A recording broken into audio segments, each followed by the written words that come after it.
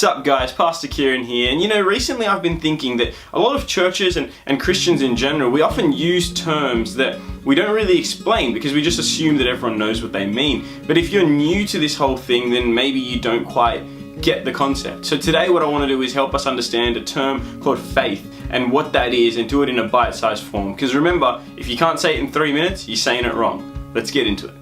You may not realize it, but you and I, we use faith every single day. Faith is simply putting your trust in something. It's not even a religious word. When you get in the car and you drive, you have faith that it's not going to explode on you as soon as you turn the key. Faith is a part of our everyday lives, whether we like it or not. So what does it mean to have faith in God? Well, if faith means trust, then we're talking about trusting what the Bible says about God and His character, and that could have an effect on our lives. Now, you might be watching this video thinking, well, how could I possibly trust that? Well, you're not the only person who's had that thought. You see, faith is like a muscle, in the sense that we need to exercise it, we need to practice, and the more we do, the more that muscle will grow.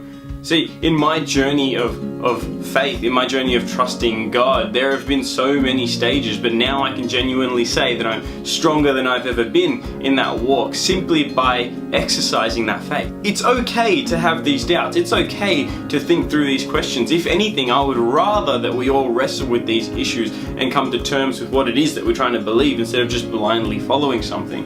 People often use this term to step out in faith, and what they mean when they say that is simply stepping out in trusting God with something, whatever that thing might be, trusting that God has got your back in a certain area, or that He's with you, or just trusting the promises that He's made in the Bible. See, true faith is believing in something that is hard to believe in.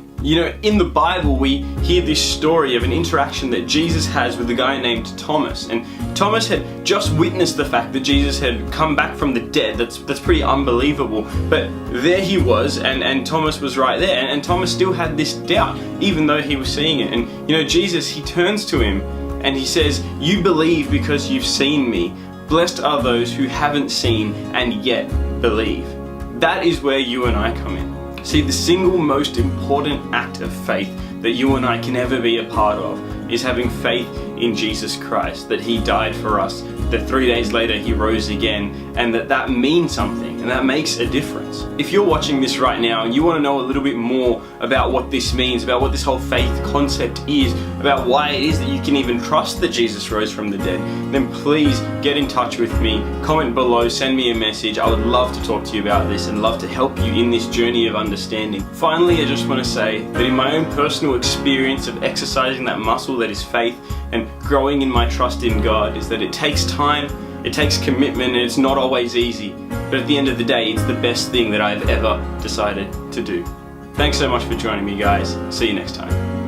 Hey guys, just before you leave, 2 quick things. First of all, if you enjoyed this video or you think that this would be helpful for someone you know, please feel free to hit the share button or to send them the link or whatever you want to do. And second of all, if there's another topic that you would like to hear about, or maybe you or a friend have been thinking about and you'd like me to address, please do let me know. I'd love to look into it for you. Have a good one, guys. God bless.